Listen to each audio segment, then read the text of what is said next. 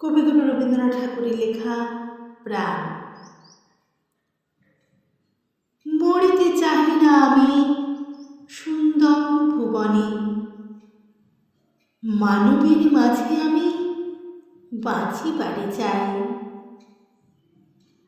এই সূর্য করে, এই পুষ্পিত কাননে, জীবন্ত হৃদয় মাঝে যদি স্থান পায়।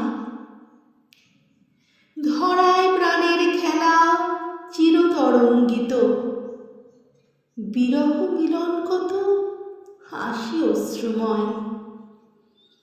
মানবের সুখে দুঃখে গাথিয়া সঙ্গীত যদি রচিতে পারি অমর আলয়। তা যদি না পারি তবে বাঁচি যতকাল তোমাদেরই মাঝখানে লোভে যেন ঠাঁই। তোমরা তুলিবে বলে সকাল বিকাল নব নব সঙ্গীতে কুসুম ফুটায়।